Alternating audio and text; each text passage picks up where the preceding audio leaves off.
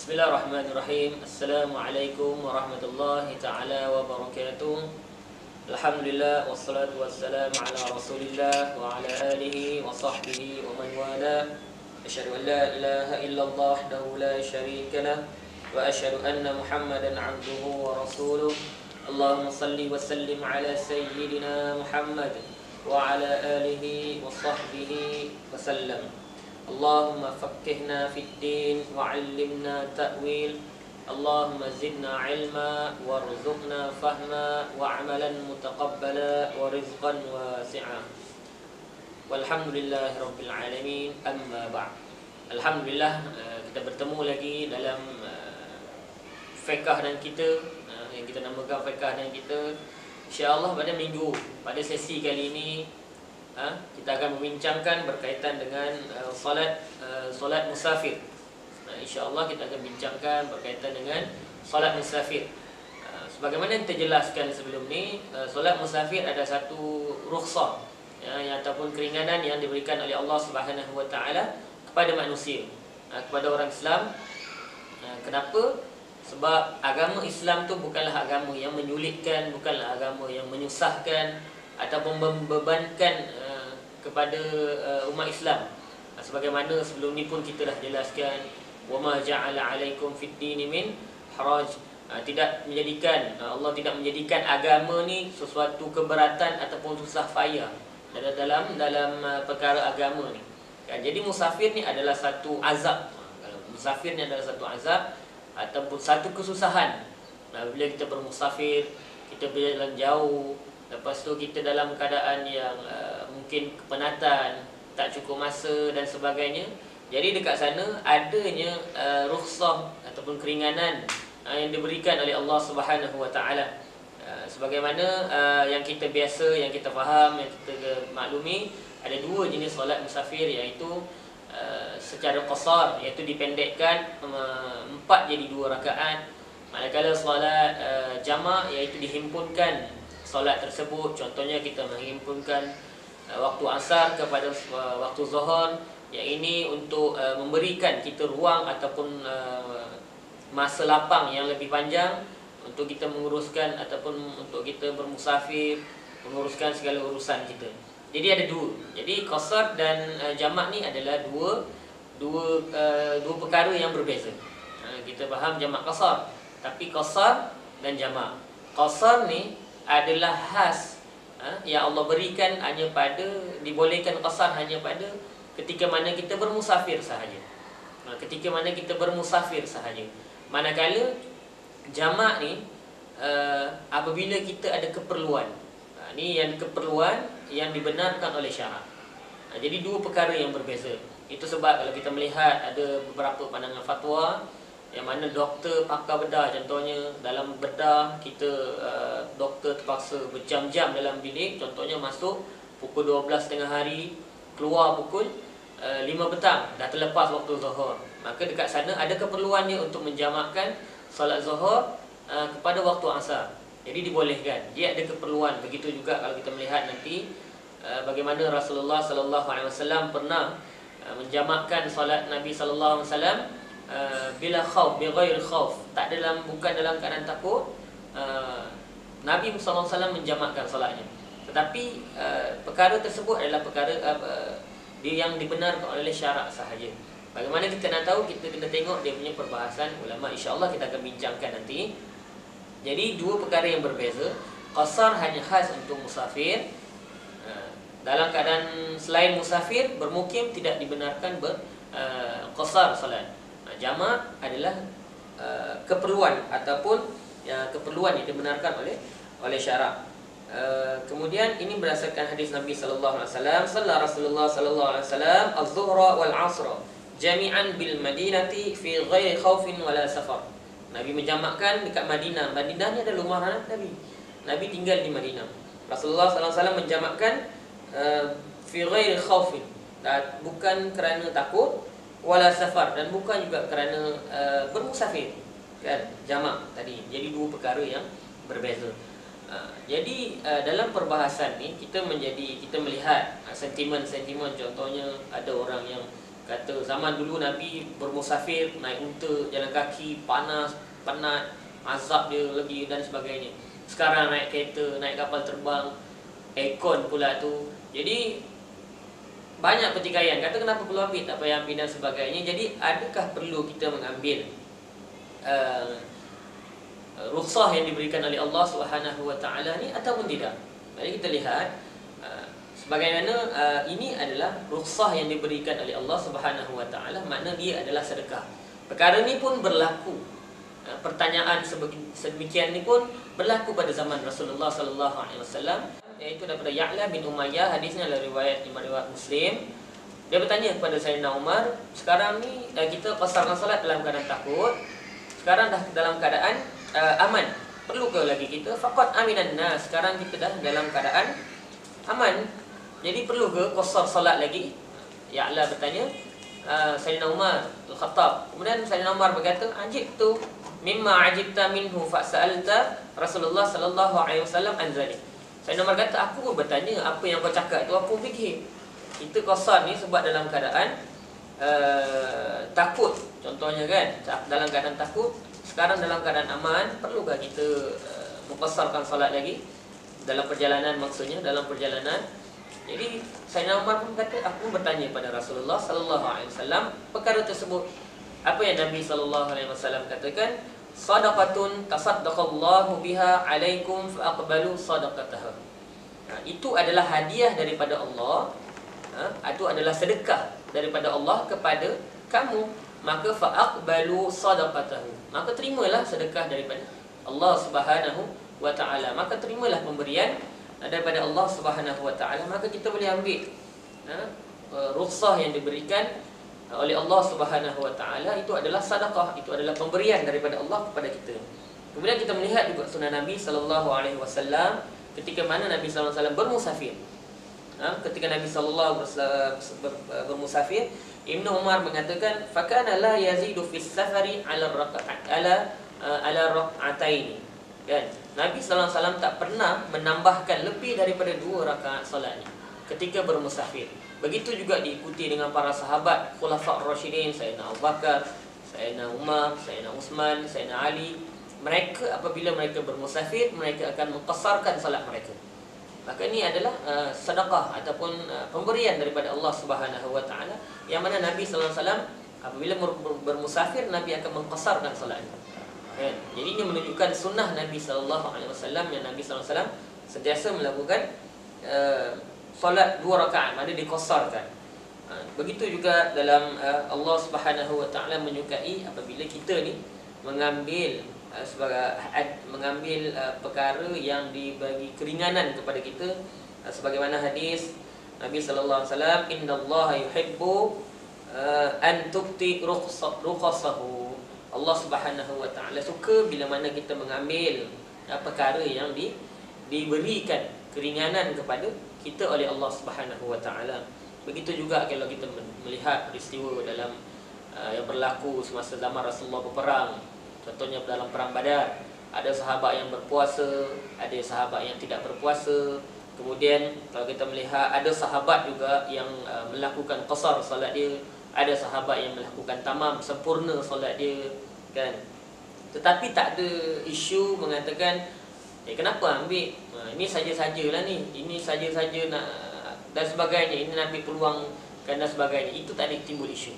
Begitu juga kalau kita melihat Aisyah dengan Rasulullah sallallahu alaihi wasallam, bila mana Sayyidina Aisyah dengan Rasulullah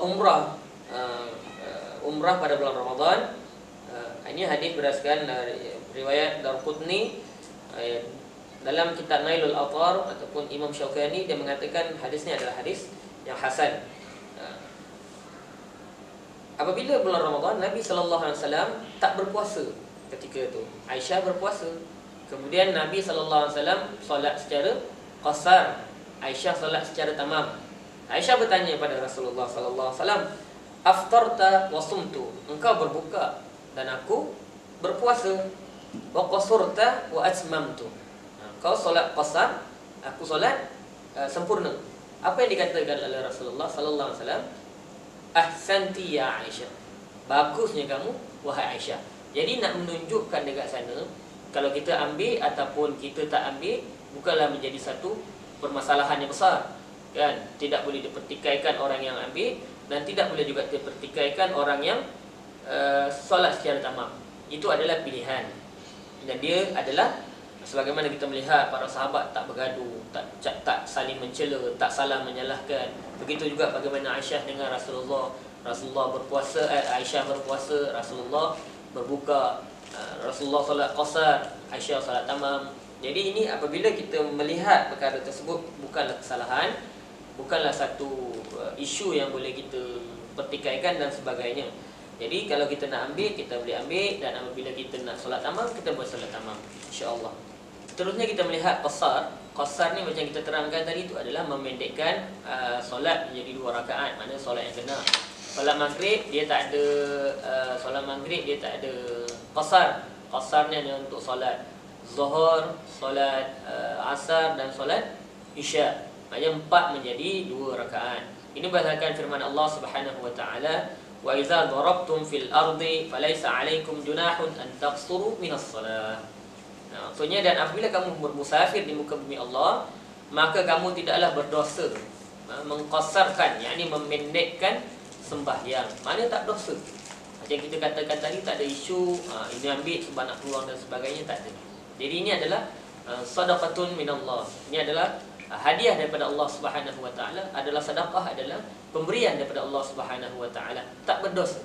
Dan kita boleh ambil, dan kita boleh juga melakukan tamam sebagaimana kisah Aisyah dengan Rasulullah sallallahu alaihi wasallam. Ada beberapa syarat qasar yang kita nyatakan tadi. Qasar ni hanyalah untuk musafir sahaja. Untuk bermusafir sahaja. Berbeza dengan jamak tadi, kan, jamak salat. Jadi qasar ni hanya khas untuk bermusafir sahaja. Yang pertama, syarat yang pertama iaitu, ini menurut pandangan mazhab Syafi'i. Yang pertama, solat wajib atasnya ketika bermusafir, ataupun solat fardu kenan wajib atas seorang ketika bermusafir, dan dia melakukannya ketika bermusafir itu. Maksudnya dekat sini, apabila dia keluar sebelum waktu, dia kena keluar sebelum waktu zuhur. Contohnya zuhur masuk, waktu zuhur 1.20. 1.20, pukul 1 dia dah keluar. Contohnya dia nak pergi bermusafir ke Kuala Lumpur contohnya. Pukul 1 dia dah keluar daripada rumah dia, dan dia dalam keadaan musafir selepas masuk waktu zuhur. Kan, pukul 1 keluar, 1.20 masuk waktu zuhur. Masa tu kita dah berada di atas highway contohnya, kan, di atas lebuh raya. Maka dekat sana kita dah boleh mengqasarkan solat kita. Kita dah boleh mengqasarkan solat kita. Ini bukan jamak, kita fokus kepada qasar dulu. Maka bila dah keluar daripada kawasan kita, selepas sebelum waktu solat zuhur tadi, kita dah berada di atas highway, masuk waktu zuhur, kita dah boleh qasarkan solat kita. Berbeza sekiranya kalau kita keluar mula bermusafir selepas waktu. Contohnya waktu zuhur, kan, pukul 1.20 masuk waktu zuhur. Kemudian kita keluar contohnya pukul 2 petang. Kan, 1.20 zuhur, pukul 2 baru kita bergerak ke Kuala Lumpur. Dekat sana kita dah tak boleh nak mengqasarkan solat kita, kerana kita bermusafir dalam keadaan solat telah diwajibkan kepada kita. Kan, maknanya waktu solat dah masuk lah. Waktu solat dah masuk, kita tak keluar rumah lagi, kita tak bermusafir lagi. Jadi dekat sana kita tak boleh nak mengqasarkan solat kita. Jadi syarat nak qasar tu, kita pernah keluar bermusafir, start bermulanya bermusafir kita sebelum masuk waktu solat, kisah zuhur ke maghrib dan asar ke isyak dan sebagainya lah, sebelum masuk waktu. Selepas masuk waktu baru kita bergerak bermusafir, maka kita tak boleh dah nak qasarkan solat kita. Begitu juga dalam keadaan bila mana kita dah sampai destinasi kita. Contohnya kita nak sampai KL. Contoh kita nak pergi KL, kita balik kampung lah, contoh tu kan, kita balik kampung, duduk kampung tu lama, bermukim kan. Jadi bila sampai KL tu, dalam sampai KL, kita lupa nak qasarkan solat kita. Ini kita cerita qasar saja. Kan, kita dah sampai tempat kita tu, tempat kita bermukim tu, maka kita tak boleh nak qasarkan. Kita sampai KL. Kita dah sampai KL, lepas tu sembahyang asar tak solat lagi. Kita buat musafir kali ni kita tak buat jamak. Kita buat asing-asing. Zuhur 2 rakaat, masuk waktu asar 2 rakaat pula. Kita tak jamak. Biasa kita buat jamak dan qasar. Yang kita asingkan qasar.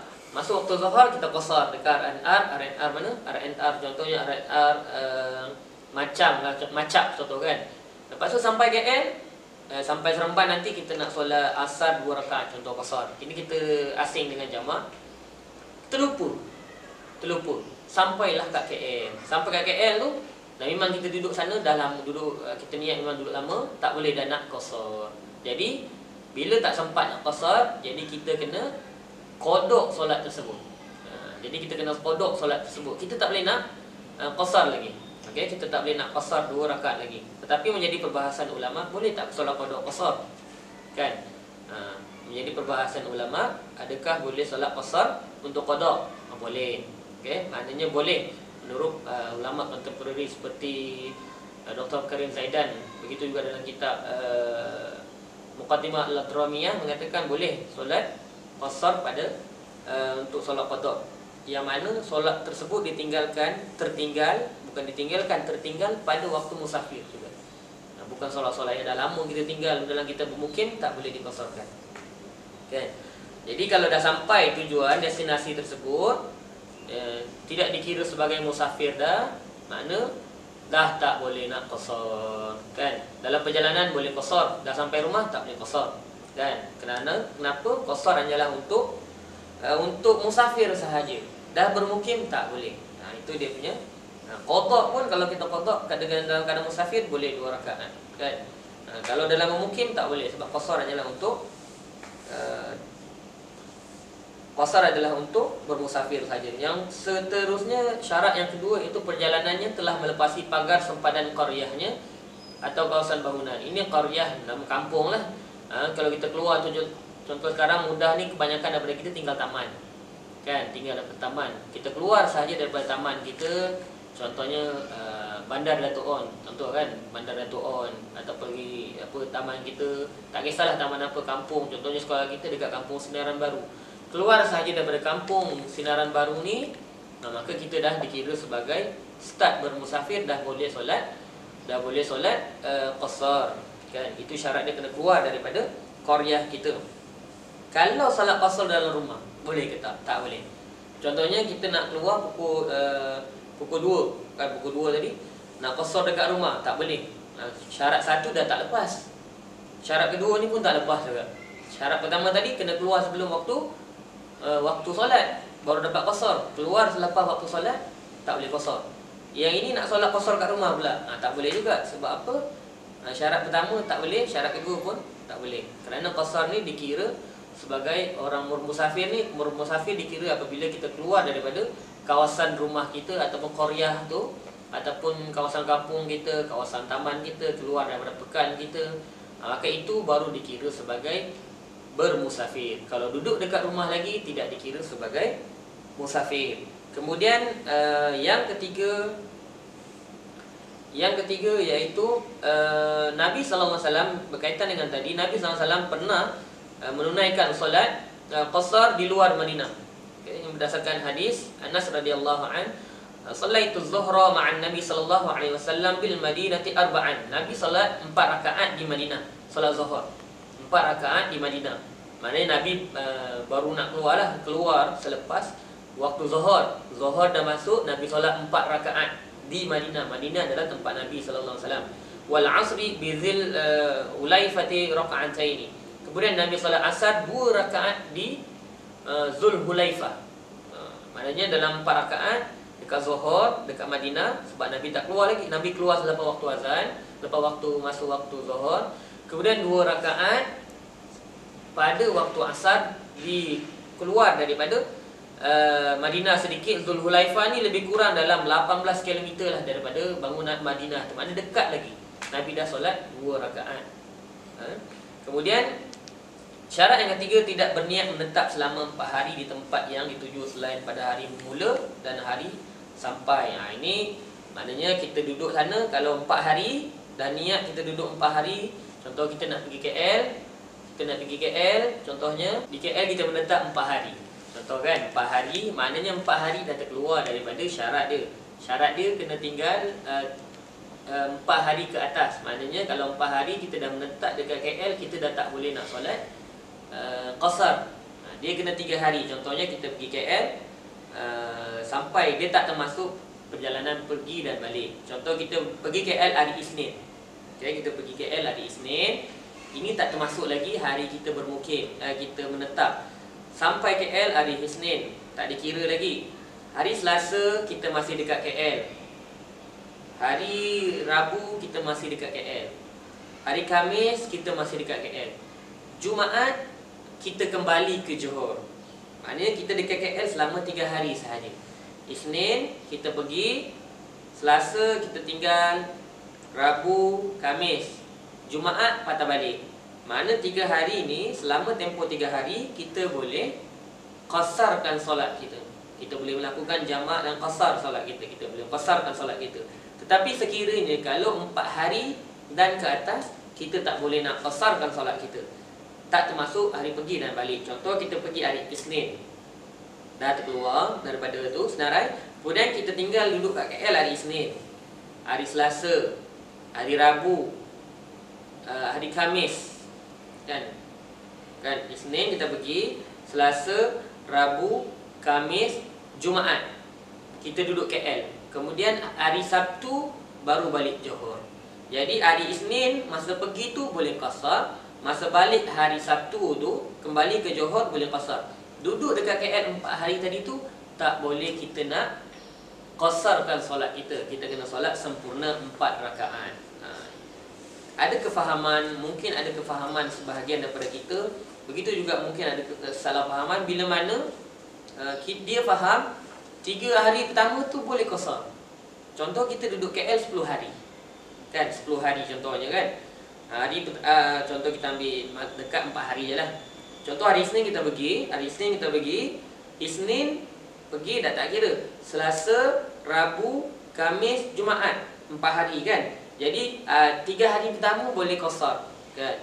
Hari Isnin boleh qasar, Selasa boleh qasar, Rabu boleh qasar, Jumaat kena solat tamam, hari Sabtu balik Johor. Salah, kefahaman macam tu tak betul. Okey, kefahaman tersebut tak betul. Bila kita dah niat 4 hari dan ke atas, kita dah tak boleh nak qasar.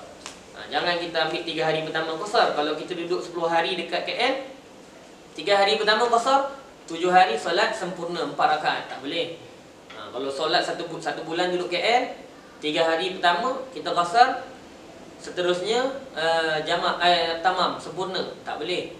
Okey. Jadi 3 hari tersebut kan yang kita dah tetapkan, yang ditetapkan dalam mazhab Syafi'i. Ini menurut pandangan dalam mazhab Syafi'i, 3 hari. Bagaimana pula dalam keadaan kita ni tak tahu bila selesai masalah?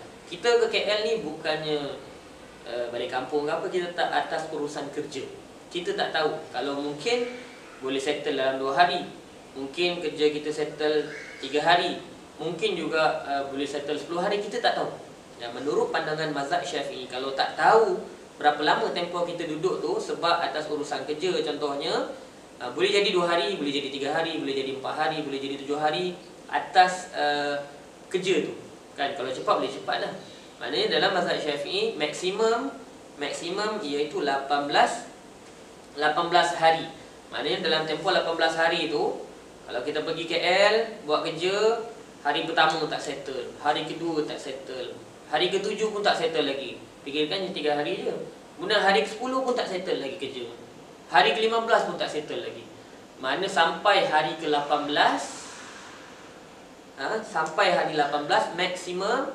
Bila lah hari 18 pun tak settle lagi, selepas hari ke-18 tu kita kena solat tamam, kita kena solat sempurna kan. Tapi kalau selama mana dalam tempoh 18 hari tersebut, kita boleh qasarkan solat kita.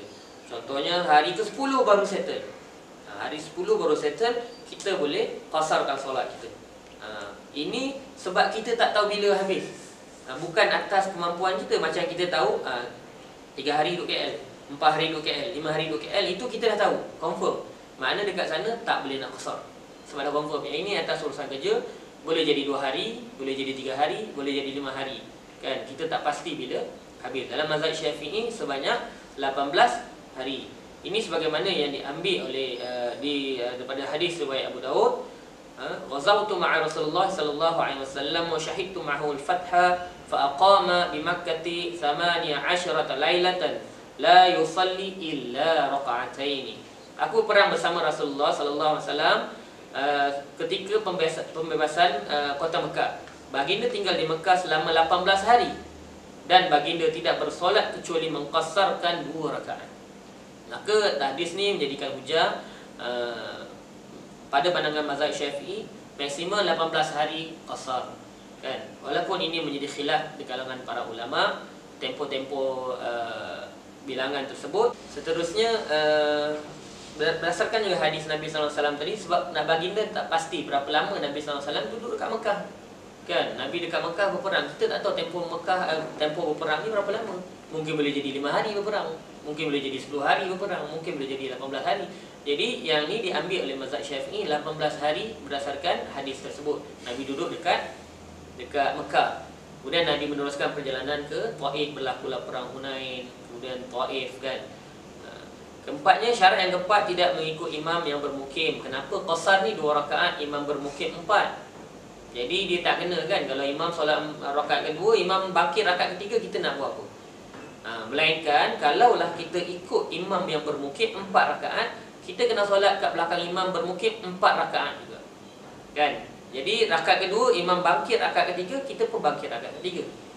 Melainkan kalau kita menjadi imam, kita jadi imam 2 rakaat, kemudian orang belakang ikut, lepas 2 rakaat kita bagi salam, makmum belakang bangkit tambah rakaat, seterusnya rakaat ketiga boleh. Kemudian disunahkan kita bagi tahu saya bermusafir, saya qasarkan solat kita, kan? Itu disunatkan lah. Maknanya apabila kita ikut imam yang bermukim, kita kena solat 4 rakaat. Kita tak boleh solat 2 sebab tak sama dengan imam yang bermukim tersebut. Seterusnya sebagaimana hadis Ibnu Abbas radhiyallahu anhu ketika ditanya, ma balal musafir yusalli raka'ataini idza farida wa arba'an idza tamma bimukim. Faqala tilka hiya sunnah. Bagaimana hal musafir, dia bersolat 2 rakaat ketika bersendirian dan 4 rakaat ketika mengikut imam yang bermukim. Sayyidina Ibnu Abbas dia berkata itu sunnah Rasulullah sallallahu alaihi wasallam. Kemudian itulah berkaitan dengan itulah sunnah Nabi sallallahu alaihi wasallam. Bila ikut jemaah bermukim, kita kena solat 4. Imam yang bermukim 4. Bila kita jadi imam, kita solat qasar. Makmum yang bermukim boleh ikut kita. Itu berkaitan dengan qasar. Kita masuk dalam bab jamak. Ini kita asingkanlah, mana kita boleh dilaksanakan solat jamak dan qasar. Jamak qasar. Jamak, nak buat jamak zuhur, nak buat qasar zuhur pun boleh. Nak buat zuhur qasar, asar qasar pun boleh. Diasingkan boleh, Tapi yang kita biasa diamalkan, praktikkan, kita jamak qasar sekali. Kita jamakkan zuhur dengan asar dengan qasarkan sekali, kan? Itu biasa kita buat. Tapi nak buat asing pun dibolehkan. Jamak ni kita dah bincangkan, maknanya dihimpunkan salat ni berdasarkan hadis Ibnu Abbas. Kana Rasulullah sallallahu alaihi wasallam yajma'u baina salati adh-dhuhri wal 'ashri idza kana 'ala adh-dhuhri sayrin wa yajma'u baina al-maghribi wal 'isha. Rasulullah menjamakkan solat zuhur dengan asar ketika bermusafir dan menjamakkan solat maghrib dengan isya. Mana ketika bermusafir bukan sahaja qasar, Nabi sallallahu alaihi wasallam juga menjamakkan solat Nabi sallallahu alaihi wasallam. Kan Nabi jamak asar zuhur dengan asar, maghrib dan isya. Subuh dia tak ada partner kita nak qasarkan, nak jamakkan. Jangan kita pula jamakkan subuh dengan zuhur ataupun isya dengan subuh, dia tak ada. Jadi partner dia zuhur dengan asar, maghrib dengan isya. Boleh tak kita nak jamakkan asar dengan maghrib? Tak boleh. Tak boleh. Yang dibolehkan zuhur dan asar, maghrib dan isya. Jamak dia ada 2 jenis, iaitu jamak takdim, jamak yang didahulukan waktu yang pertama, dan jamak takhir yang mana kita mengakhirkan solat waktu yang pertama. Contoh mudahnya, jamak takdim ni, jamak yang dahulu ni, iaitu sembahyang asar kita solat pada waktu zuhur. Jamak takhir ni kita mengakhirkan, iaitu solat asar kita lambatkan dia masuk dalam waktu zuhur dan waktu asar. Begitu juga takdim, maghrib, isya masuk maghrib, takhir, maghrib masuk isya. Itu secara mudah dia lah. Jadi syarat jamak takdim. Ini dua perkara, jamak takdim dan jamak takhir ni berbeza. Syarat jamak takdim iaitu kedua-dua solat dilakukan mengikut urutan, dimulai dengan solat yang pertama. Ini syarat dia berturutan. Maknanya apa? Dilakukan ikut urutan. Maknanya apabila waktu zuhur, kita kena laksanakan solat zuhur dulu. Bila kita nak melaksanakan jamak takdim, kan, nak buat waktu zuhur pada waktu zuhur, kemudian waktu asar. Kita tak boleh nak buat asar dulu kemudian baru waktu zuhur. Kan? Biar empunya waktu dulu. Ini untuk jamak takdim. Maknanya kita kena solat zuhur dulu baru solat asar. Solat maghrib dulu baru solat isyak. Ini untuk jamak takdim. Kemudian niat jamak solat kedua. Maknanya kita berniat menjamakkan solat yang kedua. Maknanya kita dah solat zuhur tu, kita niat kita nak jamakkan solat asar tu. Kita kena niat niat. Kemudian kita nak tak ditangguhkan solat kedua. Jika tunggu waktu kedua, jamak jadi batal. Contohnya kita solat jamak ni niat jamak, bukannya kita nak solat bagaimana Rasulullah solat tadi, 4 rakaat dekat Madinah, 2 rakaat dekat Zulhuzaifah, kan. Yang ini kita nak jamak. Bila kita nak jamak, kita solat zuhur, Allahu Akbar. Habis solat zuhur, sama ada kita nak buat tamam ataupun qasar 2 rakaat pun boleh. Kan, kalau kita qasar 2 rakaat, habis 2 rakaat bagi salam. Kemudian seterusnya tanpa berzikir, tanpa tempoh yang panjang, tanpa baca Quran dan sebagainya, kita kena terus bangun. Habis bagi salam, bangun, iqamah, kemudian kita solat. Kemudian kita solat jamak takdim ataupun kita solat asar tadi, kan. Ini jamak takdim. Jangan lepas solat zuhur kita duduk berzikir, bersembang, baca Quran. Jamak tadi tu terbatal. Apabila terbatal, kena tunaikan solat asar tadi tu pada waktu asar. Kita tak boleh nak jamakkan solat tu pada waktu zuhur. Kenapa? Tempoh jamak tu dah membatalkan jamak tadi tu. Dah masa yang lama di antara solat zuhur dengan asar tadi tu, kita nak jamak, tempoh dia lama. Lama uruf masyarakat. Lama. Bila kita anggap dia lama, lamalah dia. Maka asar tadi tu terbatal jamak dia, dia kena tunaikan pada solat pada waktu asar. Dia jadi pada waktu asar. Mungkin kita boleh solat qasar asar 2 rakaat pada waktu asar, dan tak boleh dah dijamakkan, kan, kerana dah selang antara salam dengan solat yang kedua tu lama. Okey, itu berkaitan dengan syarat solat jamak takdim.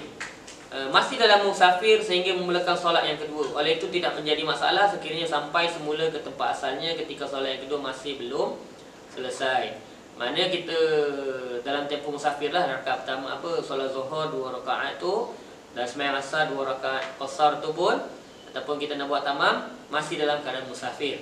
Kalaulah kita ni andaikan tidak menjadi masalah sekiranya sampai semula ke tempat asalnya ketika solat kedua belum selesai. Kita naik kapal terbang atau kita naik kereta lah. Kita solat, tiba-tiba solat 2 rakaat, kemudian dah sampai ke kawasan kita, dah sampai rumah kita, ataupun dah sampai ke tempat asal kita. Tempat asalnya maknanya dekat sana tidak menjadi masalah mengikut pandangan mazhab Syafi'i. Dia berbeza dengan solat jamak takhir. Solat jamak takhir ada berbeza sedikit. Kita tengok juga syarat jamak takhir yang pertama iaitu niat jamak pada waktu yang pertama. Okey, niat jamak pada waktu yang pertama. Contohnya masuk waktu zuhur, kita niat dalam hati nak jamak takhir lah. Maknanya tu dah sempurna niat kita. Nak masuk waktu zuhur, masuk waktu maghrib, nak sembahyang jamak takhir lah nanti. Jamak takhir pun dah jadi niat. Nak solat masuk waktu zuhur, nak jamak takhir lah nanti. Itu dah niat, mana dah sempurna niat itu, kan. Kalaulah kita tak berniat, contohnya masuk waktu zuhur kita naik kereta jalan je, ataupun kita dalam waktu zuhur kita keluar naik bas pukul 11 contohnya, tertidur sedar je, dah pukul 6, dah waktu asar dah, kita tak niat pun tadi nak niat jamak takhir, tak niat pun. Dekat sana menurut pandangan mazhab Syafi'i, apabila kita tidak niat menjamakkan jamak takhir, solat zuhur tadi tu wajib diqada. Dia jadi solat qada. Dia tak jadi dah solat jamak. Dia tak jadi dah solat jamak. Jadi zuhur tu kena qada. Zuhur tadi tu kena qada. Ini menurut pandangan mazhab Syafi'i. Kemudian masih belum musafir hingga selesai mengerjakan kedua-dua solat, masih dalam keadaan musafir. Sekiranya telah sampai sebelum kedua-dua solat berkenaan selesai, maka solat yang kemudian menjadi solat qada. Berbeza dengan tadi jamak takhir tadi tu. Jamak takhir kalau sampai ke tempat asal kita pun masih boleh buat solat tersebut. Kan, kalau masih boleh buatlah solat zuhur tu tadi. Zuhur dengan asar, mana masih boleh buat asar tadi tu. Kalau maghrib isyak masih boleh buat isyak tadi tu. Berbeza dengan solat musafir, solat jamak takhir ni. Kalaulah solat, contoh kita ambil, kita buat solat zuhur dulu, solat asar kemudian. Solat asar tu kita dah sampai ke tempat asal kita. Dah sampai solat tempat asal ke asal kita tu, solat asar tadi menjadi solat qada. Solat ataupun kita dalam jamak takhir dia tak wajib. Dia tak wajib zuhur dulu, asar dulu. Dia pilihan. Kalau jamak takhir kita nak buat asar dulu boleh, nak buat zuhur tu boleh, maghrib dulu ke boleh, isyak dulu ke boleh. Berbeza dengan jamak takdim tadi yang awal kena waktu mempunya tu. Kalau zuhur, waktu zuhur dulu, maghrib dulu. Okey. Jadi dia tak syarat dalam jamak takhir.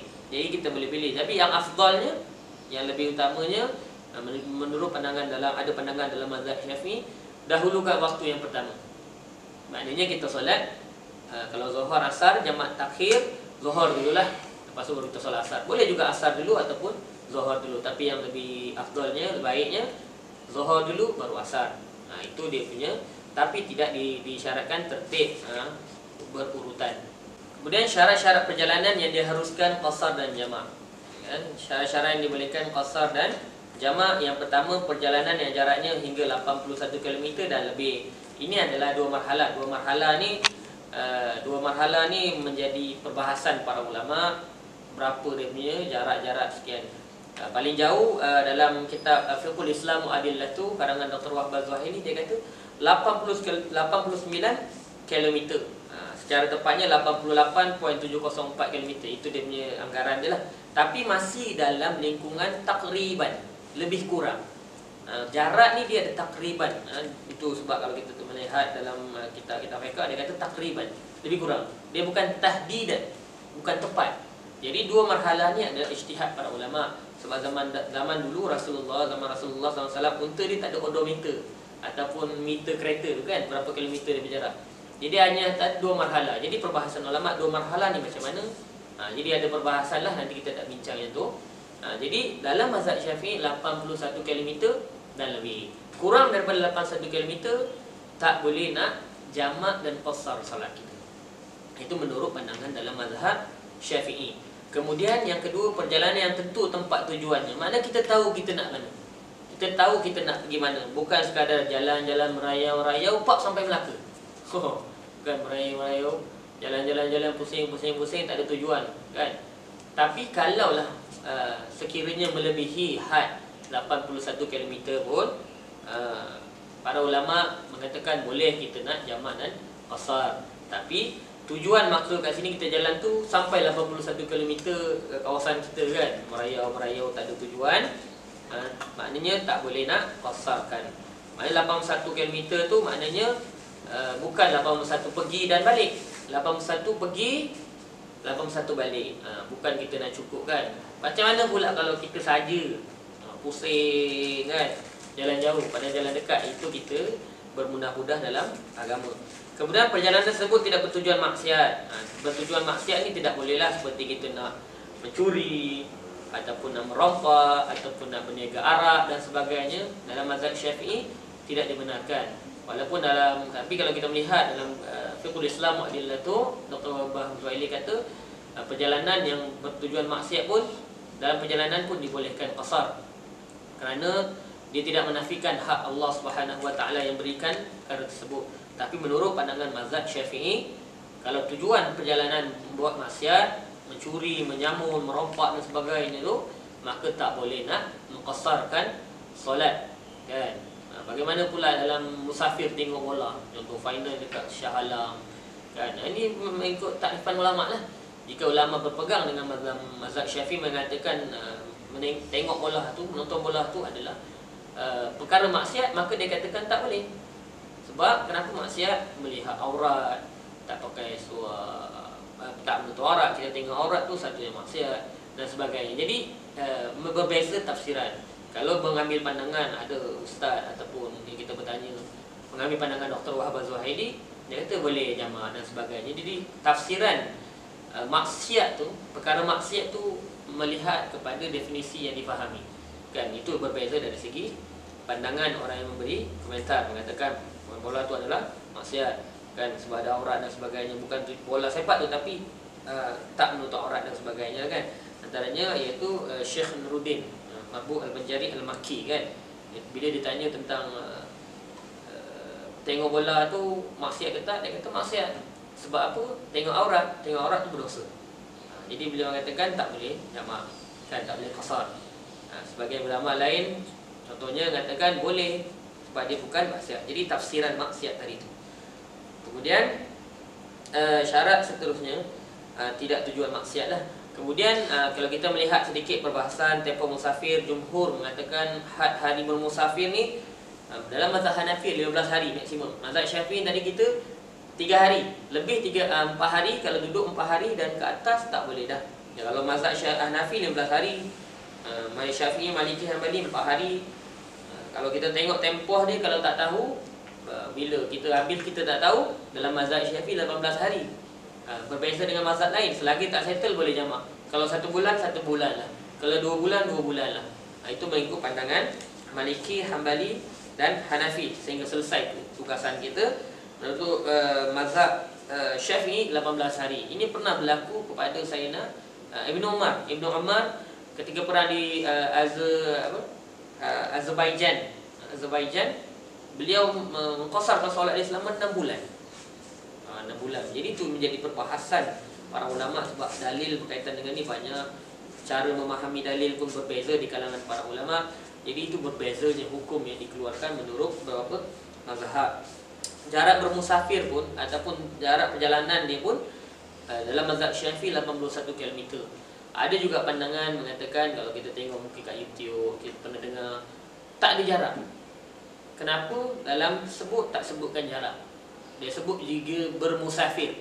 Bermusafir ni, ada orang bermusafir pergi contohnya 50 km dah rasa dia dah musafir.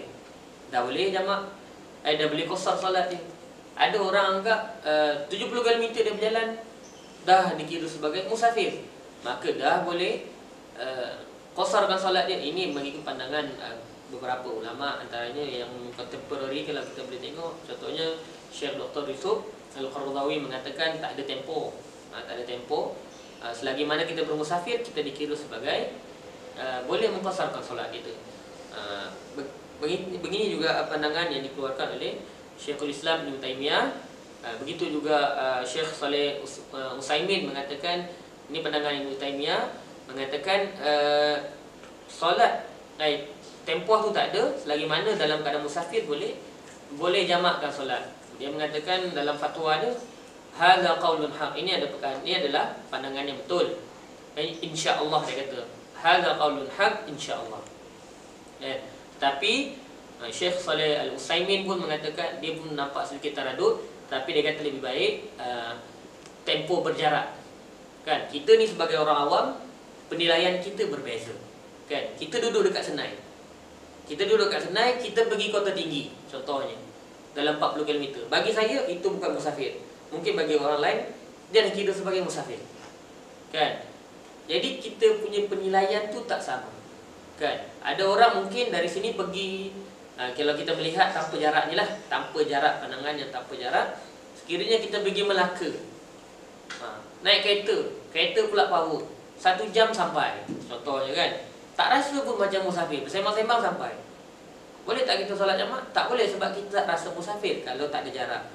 Jadi jarak yang ditetapkan oleh para ulama, antaranya Dr. Wahab Az-Zuhaili kan, ulama contemporary dan sebagainya, yang ditetapkan oleh para ulama dalam mazhab-mazhab 71, 81 km, 90 km, itu antara pandangan yang kita ikut dan menyelamatkan diri kita. Kita tahu 81 ke atas dah boleh jamak, dah boleh qasar dah. Kita dah tahu 90 dah masuk 80 90 km dah boleh qasar. Sekiranya tak ada jarak, pergi Melaka 1 jam, tak kira musafir, tak boleh jamak lagi, tak boleh qasar lagi, kita tak boleh qasarkan solat kita lagi. Jadi jarak yang ditetapkan, diijtihadkan oleh para ulama tu memudahkan kita, menunjukkan kita ni musafir ke belum. Jadi mudahnya macam tu. Jadi lebih better, lebih baik bagi kita untuk kita mengambil pandangan yang ditetapkan oleh para ulama, tempoh-tempoh tersebut memudahkan bagi kita. Tapi kalau kita rasa pandangan yang mengatakan tak ada tempoh, tak ada jarak dan sebagainya itu lebih mudah, terpulanglah pada kita. Dan sekiranya yang lebih memudahkan menurut pandangan mazhab Syafi'i, kita pun dekat Malaysia ni menurut pandangan mazhab Syafi'i, 81 km ke atas kita dah boleh jamakkan dan sebagainya lah. Begitu juga dengan pandangan-pandangan para ulama contemporary. Perkara itu memudahkan penilaian kita kan, kerana penilaian setiap orang dia berbeza. Penilaian setiap orang tu berbeza. Jadi bila ada satu benchmark 81 boleh qasar, mudah kan, dan sebagainya lah. InsyaAllah itu sahaja pada minggu ni. InsyaAllah pada sesi akan datang kita akan bincangkan pada tajuk yang lain.